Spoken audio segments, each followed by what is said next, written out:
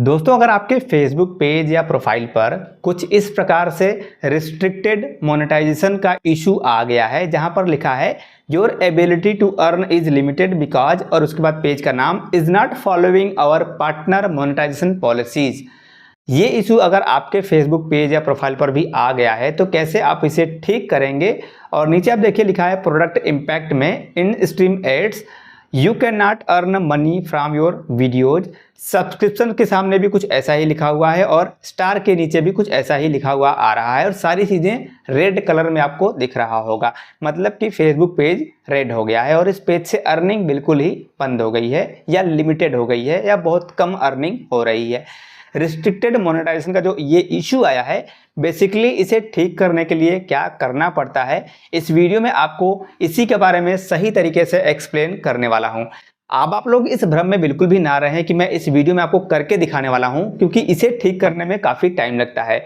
मैं दूसरे किसी क्रिएटर के जैसा ये तो नहीं बोल सकता हूं कि मैं अभी आपको करके दिखाऊंगा, क्योंकि एक्चुअल में होता नहीं है इस प्रकार से कि 4 दिन में 4 घंटे में नहीं होता है ये ठीक। इसके लिए थोड़ा सा समय देना पड़ता है, लेकिन हाँ ये ठीक होता है। तो कैसे ठीक होता है इस वीडियो में यही मैं आपको डिटेल से बताने और समझाने वाला हूं। और अगर आप इस बात को समझ लेंगे तो डेफिनेटली आप अपने पेज का जो इशू है रिस्ट्रिक्टेड मोनेटाइजेशन का उसे ठीक कर पाएंगे। इसमें कितना टाइम लगेगा, क्या करना है, सब कुछ आगे इस वीडियो में डिटेल से आपको बताने वाला हूं।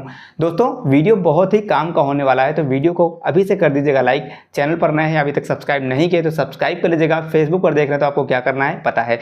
खैर, ज़्यादा कुछ नहीं बोलेंगे।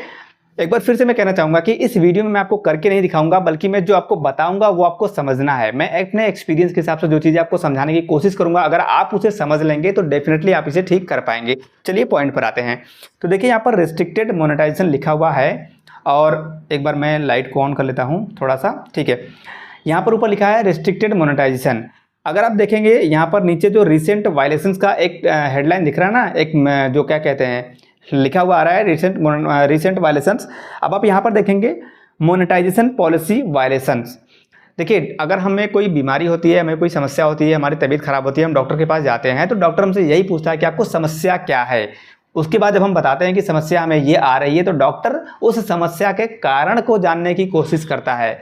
जैसे अगर हमारे पेट में दर्द हो गया है तो हम डॉक्टर के पास जाएंगे तो डॉक्टर बोलेगा भैया आपने क्या खाया था, तो उससे उसको ये पता चलता है कि इस वजह से इनकी तबीयत खराब हो सकती है। तो सबसे पहले हमारे पेज पर ये प्रॉब्लम आई क्यों है उसके कारण को जानना जरूरी है।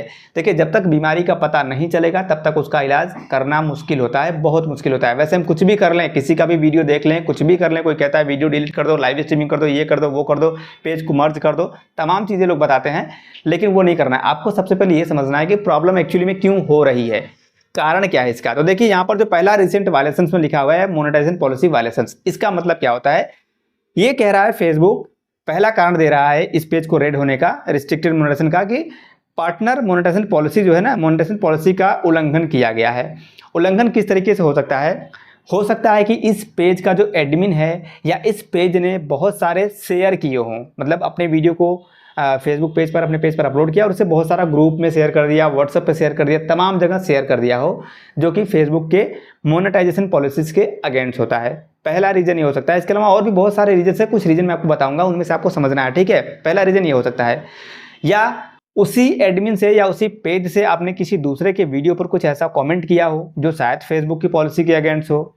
तीसरा, आपने शायद कोई ऐसा फोटो पोस्ट किया हो जो फेसबुक के कंटेंट मोनेटाइजेशन पॉलिसी के अगेंस्ट जाता हो, ये भी रीजन हो सकता है, ठीक है। ये बेसिक चीज़ें मैं आपको बता रहा हूं जो कि मेनली ज़्यादातर लोगों के पेज पर इसी वजह से प्रॉब्लम आते हैं।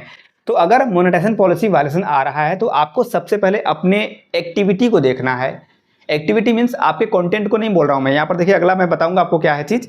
एक्टिविटी मीन्स कि आपने बार बार अपने पेज का नाम तो चेंज नहीं किया है। ऐसा नहीं कि आपने 60 दिन पहले पेज का नाम चेंज किया था और जैसे ही 60 दिन कंप्लीट होता है आपने 61वें या 62वें दिन फिर से अपने पेज का नाम चेंज कर दिया, फिर 2 महीना बीता, 60 दिन बीता, फिर आपने पेज का नाम चेंज कर दिया। अगर आप ऐसा भी करेंगे तो भी ये पहला प्रॉब्लम आ सकता है।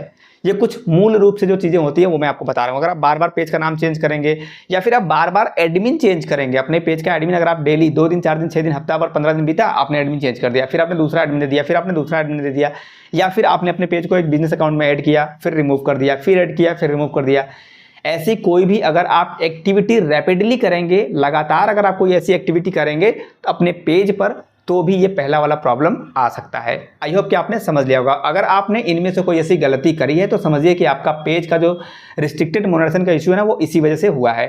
ठीक है, अब दूसरा यहाँ पे क्या लिखा है, इंटेलेक्चुअल प्रॉपर्टी। देखिए यहाँ पर इंटेलेक्चुअल प्रॉपर्टी का मतलब क्या होता है, किसी दूसरे की संपत्ति। इंटेलेक्चुअल प्रॉपर्टी मतलब कोई कॉपीराइटेड कंटेंट आपने अपने पेज पर या अपने प्रोफाइल पर, प्रोफेशनल डैशबोर्ड, जहाँ पे भी आपको ये प्रॉब्लम आ रही है वहाँ पे आपने पोस्ट किया है या अपलोड किया है। मतलब इंटेलेक्चुअल प्रॉपर्टी में भी दो चीज़ें होती हैं, एक होता है म्यूजिक, दूसरा होता है वीडियो फॉर्मेट। अगर आपने किसी का म्यूजिक यूज किया है अपने किसी वीडियो में या फिर रील में, तो उस पर आपको सिर्फ कॉपीराइट क्लेम आता है मैक्सिमम केसेस में। मैक्सिमम केस में आपके उस वीडियो पर या उस रील पर सिर्फ कॉपीराइट क्लेम आएगा, जिससे उस वीडियो की जो अर्निंग होती है वो आपको नहीं मिलेगा। जिसका म्यूजिक आप यूज करेंगे उसके पास चला जाएगा।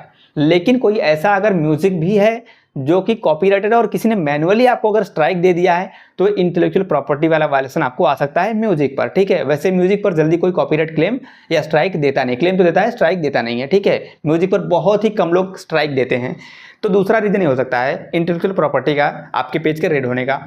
और इंटेलेक्चुअल प्रॉपर्टी में अगर वीडियो की बात करें तो वीडियो में भी बहुत सारे मैंने फेसबुक पर पेजेस देखे हैं जिसमें लोग क्या करते हैं, कहीं से मूवी क्लिप उठाया उसको अपलोड कर दिया, कपिल शर्मा का शो का क्लिप उठाया उसमें थोड़ा सा चेंजेस करके वो अपलोड कर दिया, या फिर क्रिकेट का जो क्लिप होता है उससे उठाया कहीं से डाउनलोड किया और फेसबुक पेज पर थोड़ा बहुत एडिटिंग करके अपलोड कर दिया। अगर आप ऐसा कुछ भी करेंगे ना तो वहाँ पर आपको डायरेक्टली स्ट्राइक आता है। अगर आप किसी कंटेंट क्रिएट कर, लाइक अगर आप मेरे वीडियो को फेसबुक पर अपलोड करेंगे तो वहाँ पर आपको कॉपीराइट, ये जो इंटेलेक्चुअल प्रॉपर्टी का वायलेशन है ना, ये शायद नहीं मिलेगा, क्योंकि आप मेरे वीडियो को यूज कर सकते हैं किसी कंटेंट क्रिएटर का, क्योंकि वो जो होता है वो कॉपीराइटेड नहीं होता है ग्लोबली। लेकिन कपिल शर्मा शो है या मूवी क्लिप्स हैं या फिर क्रिकेट का जो वीडियो क्लिप है या किसी मूवी का क्लिप, मतलब कुछ भी ऐसा अगर आप कोई वीडियो उठाते हैं तो वो ग्लोबली कॉपीराइटेड होता है। ग्लोबली मीन्स वो इंटरनेशनल लेवल पर या नेशनल लेवल पर कॉपीराइटेड होता है, जो कि सारा डेटा, उनकी एक आईडी होती है, वो आईडी फेसबुक, यूट्यूब, जितने भी सोशल मीडिया प्लेटफॉर्म्स हैं ऑलमोस्ट सबके पास रहता है, वो ऑटोमेटिक आपको स्ट्राइक मिल जाता है।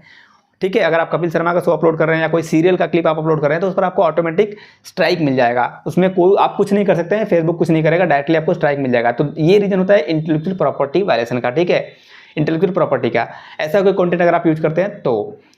अब पेज नॉट एलिजिबल, अच्छा पहला वाला जो है मोनेटाइजेशन पॉलिसी वायलेशन में, इसमें भी एक चीज़ होता है, अगर आप कोई ऐसा कंटेंट अपलोड कर देते हैं जिसमें कुछ ऐसा दिखाया गया है जो फेसबुक के कंटेंट मोनेटाइजेशन पॉलिसी के अगेंस्ट है। ठीक है, पेज नॉट एलिजिबल की बात कर रहा हूँ और ऊपर वाले दोनों की बात कर रहा हूँ मैं।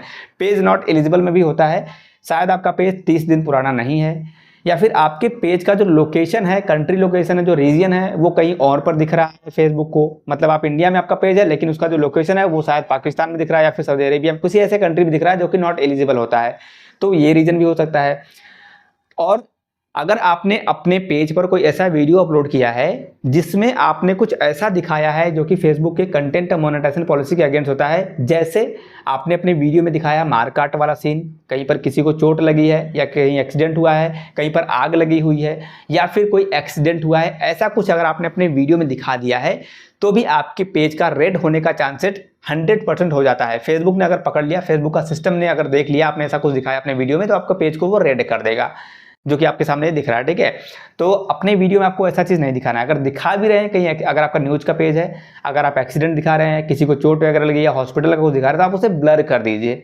ब्लर करेंगे तो इशू नहीं आएगा। ठीक है, अगर आप डायरेक्टली दिखा देंगे तो ये प्रॉब्लम आ जाएगी, या फिर आपने एडल्ट कंटेंट दिखा दिया है तो भी इस प्रकार के प्रॉब्लम आ सकते हैं। अभी जो पेज नॉट एलिजिबल का है ना, ये मैक्सिमम केसेस में होता है कि आपने कुछ ऐसी एक्टिविटी करी है, ठीक है, आपने बहुत ज़्यादा कोई ऐसी एक्टिविटी करी है जो कि मैंने आपको पहले ही बता दिया है, पेज का नाम चेंज किया है, एडमिन चेंज किया है, ऐड किया है, बिजनेस अकाउंट में रिमूव किया है, ऐसी कोई एक्टिविटी करी है तो भी दिक्कत हो सकती है पेज नॉट एलिजिबल का। दूसरा कंट्री भी हो सकता है, रीजन अगर आपका कोई यहाँ और सेट हो गया है तो उससे भी रीजन हो सकता है। अब इसको ठीक कैसे करेंगे वो अगर आपको समझना है तो सिंपल भाषा में एकदम आराम से मैं बताऊँगा जिससे आप समझिएगा। देखिए, monetization policy violation, intellectual property violation और पेज नॉट एलिजिबल, ये तीनों इशू में पहला जो मोनेटाइजेशन पॉलिसी वायलेशन है उसके लिए आपको अपने कंटेंट को सबसे पहले चेक करना है, और जो भी आपने एक्टिविटी करी है ना उसे कम से कम कर देना। अपने पेज का नाम चेंज नहीं करना है, अपने पेज से ज़्यादा शेयरिंग नहीं करनी है, कुछ नहीं करना है। नॉर्मल सिर्फ ओरिजिनल और फ्रेश कंटेंट, फ्रेश कंटेंट मतलब बिल्कुल नया कंटेंट बनाइए, ओरिजिनल बनाइए, उसे अपने पेज पर अपलोड करना शुरू करिए। और इंटेलेक्चुअल प्रॉपर्टी का जो वायलेशन है वो कम से कम 90 दिन में हटता है। पहली बार अगर आया है तो 7 दिन, दूसरी बार 14 दिन, तीसरी बार सीधा 90 दिन हो जाता है। 90 डेज के बाद हट जाएगा। और अगर आपने बार बार करी हुई है तो भाई आपका 1 साल से भी ज़्यादा जा सकता है, इवन 4 साल तक भी आपके पेज पर इस प्रकार का प्रॉब्लम बना रह सकता है। ठीक है। और पेज नॉट एलिजिबल का तो आपको पेज को अपने स्टेबलाइज करना है। जो भी आप एक्टिविटी कर रहे हैं लगातार रैपिडली, ऐसी कोई एक्टिविटी ना करें। अपने पेज पर फेस कैम लाइव करिए और ओरिजिनल और फ्रेश कंटेंट डिलीट अपलोड करिए। बाकी जो आपके कॉपीराइटेड कंटेंट है उनको डिलीट कर दीजिए, हटा दीजिए। सब कुछ अपने पेज से डिलीट करके हटा दीजिए। जो भी किसी दूसरे का कंटेंट है, चाहे म्यूजिक है, चाहे रील्स है, चाहे वीडियो फॉर्मेट, चाहे फोटो है। इवन फोटो की मैंने बात नहीं करी।